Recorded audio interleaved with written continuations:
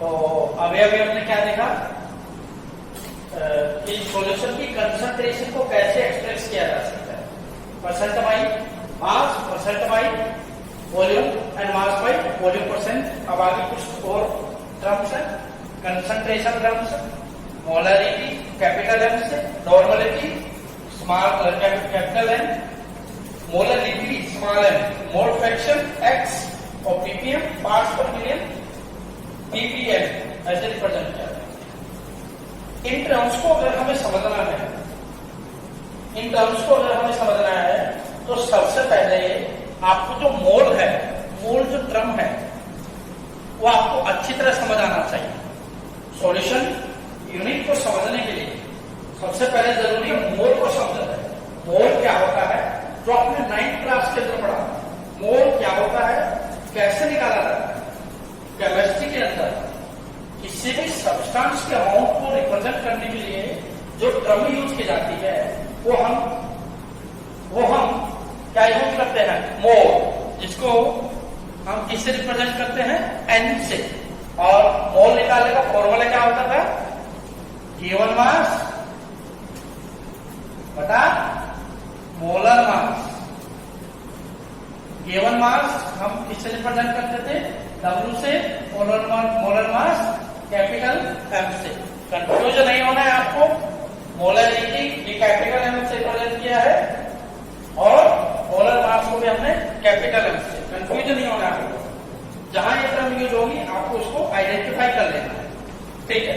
अब हम देखते हैं मोलरिटी क्या होती है।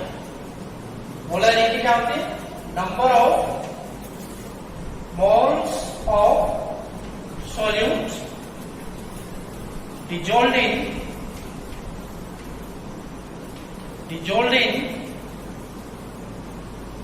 1 liter of solution, 1 liter of solution, 1 liter of solution, clear है, ठीक है। या आप लिख सकते हो पर लीटर ऑफ सॉल्यूशन। ऐसे नॉर्मलिटी क्या होगी, अभी हम ये तीनों चीजें पढ़ेंगे, मोलरिटी, नॉर्मलिटी, मोलरिटी। उसके बाद मोल फ्रैक्शन देखा जाएगा, पीपीएम देखा जाएगा। नॉर्मलिटी क्या होता है, number of gram equivalence dissolved in, number of gram equivalence किसके, of solute dissolved in 1 liter of solution, 1 liter of solution, clear. अब अगर मोलरिटी की बात की जाए तो क्या, number of moles of solute dissolved in 1 kilogram of solvent, याद रखें 1 किलोग्राम ऑफ सॉल्वेंट, क्लियर, ठीक। मैथमेटिकली फॉर्मूला निकालना होगा, मोलरिटी कैपिटल एम का फॉर्मूला क्या बनेगा, मोल्स ऑफ इसके सोल्यूट डिवाइडेड बाय क्या, वॉल्यूम ऑफ सॉल्यूशन, क्लियर है ना, ठीक है, ओके। नॉर्मलिटी के लिए फॉर्मूला क्या बनेगा, नॉर्मलिटी कैपिटल एन से number of gram equivalence divided by volume of solution. ये ऐसे ही अगर आप फॉर्मूला बनाएं इसके लिए, मोलरिटी के लिए, तो small m equal to moles of solute divided by amount of solvent,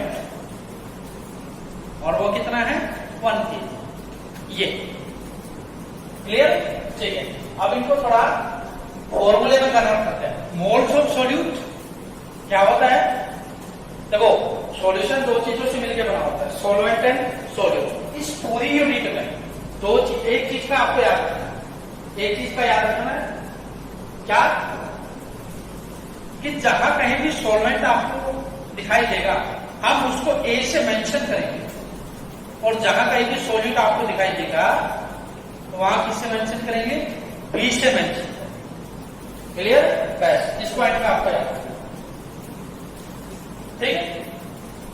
moles of solute, moles किससे कैसे रिप्रेजेंट किया जाता है, एन से, इसके सॉल्यूट, ये हमने बी लिख दिया, मोल्स ऑफ सॉल्यूट। और volume of solution means V, solution का इसके अंदर लीटर के अंदर, ठीक है। अभी अभी हमने नंबर ऑफ मोल्स का आपको फॉर्मूला बताया, क्या होता है बताओ, एन बी गिवन मास किसका, सॉल्यूट का बटा मोलर मास, ठीक है, इंटू 1 बाई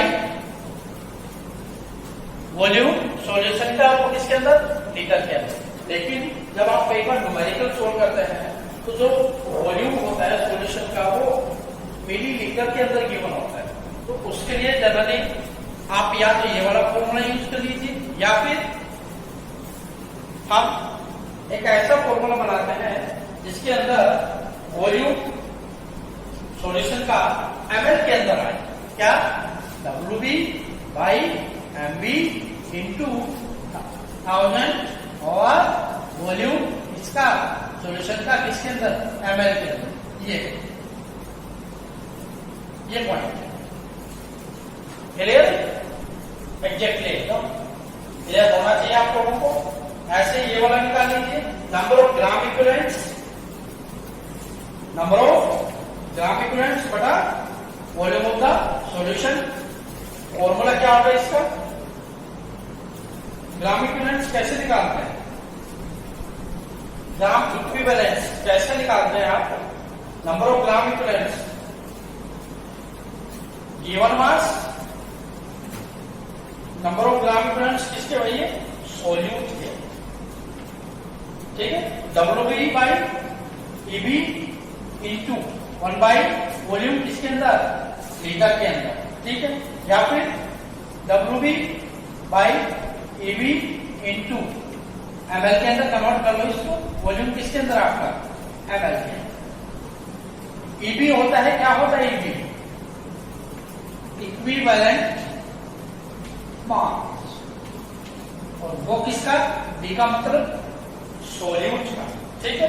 ऐसे ही मोलर लिखने के लिए फॉर्मूला बन जाएगा, क्या बनेगा बोलो, moles of solute, NB small m के लिए फॉर्मूला NB, और अमाउंट ऑफ सॉल्वेंट, सॉल्वेंट के लिए क्या टर्म यूज करने वाले हैं, A, तो अमाउंट ऑफ सॉल्वेंट क्या होगा, WA, कितना गिवन है वो क्या है आपका, 1 kg, किलोग्राम के अंदर होगा, ठीक है। इसको भी ओपन कर लो थोड़ा, WB by MB into 1/WA इसके अंदर किलोग्राम के अंदर।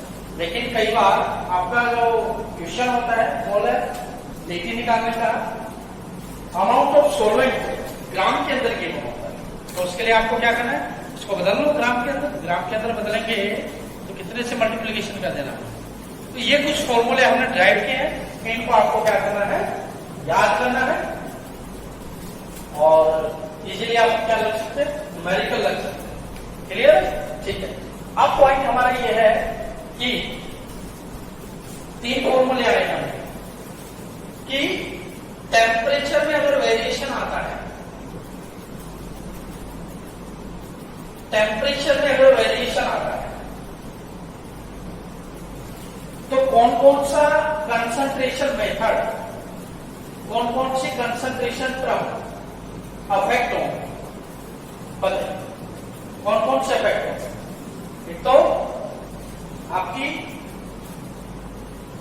बोलो मोलरिटी, और एक आपका कौन सा, नॉर्मलिटी। मोलरिटी कभी भी आपकी क्या नहीं होगी, अफेक्ट नहीं होगी, और ये दोनों अफेक्ट होंगी क्योंकि दोनों के ही अंदर आपका वॉल्यूम यूज हो रहा है। क्या यूज हो रहा है, वॉल्यूम यूज हो रहा है। और आपको इजीली याद है कि टेम्परेचर और वॉल्यूम में क्या रहता है आपका रिलेशन रहता है, कैसा रिलेशन रहता है, डायरेक्ट रिलेशन रहता है। टेम्परेचर बढ़ेगा तो वॉल्यूम भी बढ़ेगा, टेम्परेचर बढ़ेगा तो क्या बढ़ेगा, टेम्परेचर बढ़ने से वॉल्यूम बढ़ता है और वॉल्यूम इनवर्सली प्रोपोर्शनल है किसके, मोलरिटी के। तो टेम्परेचर अगर बढ़ रहा है तो वॉल्यूम भी बढ़ रहा है, क्लियर है ना।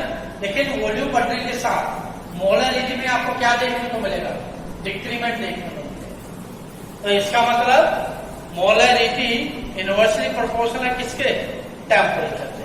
ऐसे ही आपका किसमें है, नॉर्मलिटी के अंदर क्या कि टेम्परेचर बढ़ेगा तो वॉल्यूम बढ़ेगा और वॉल्यूम बढ़ने से नॉर्मलिटी क्या होगी, डिक्रीज होगी।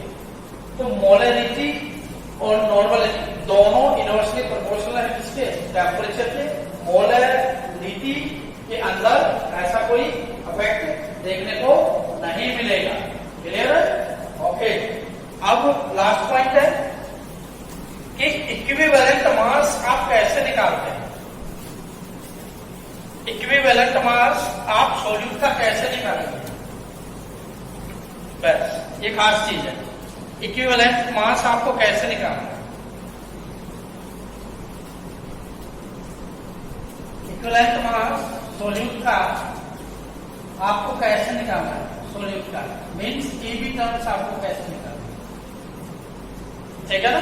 कैसे निकालेंगे, अगर आपका सॉल्यूट एसिड है तो अलग तरीके से निकलेगा। मतलब इक्विवेलेंट मास सॉल्यूट का कैसे निकालना है, पहले आपको सॉल्यूट को चेक कर लेना है कि सॉल्यूट का नेचर कैसा है। सॉल्यूट एसिड है, बेस है, कैटायन्स है, अनाइड्स है या किसी और फॉर्म में प्रेजेंट हो आपका, उसमें देख लेगा। अगर सॉल्यूट आपका एसिड है तो आपका इक्विवेलेंट मास निकलेगा कैसे, मोलर मास बटा उस एसिड की बेसिसिटी, क्लियर है, ठीक है। और सॉल्यूट अगर आपका बेस है तो कैसे निकलेगा, मोलर मास बटा एसिडिटी, क्लियर है। ओके, अगर सॉल्यूट आपका कोई आयन है तो कैसे निकलेगा, मोलर मास उस आयन का बटा चार्ज ऑन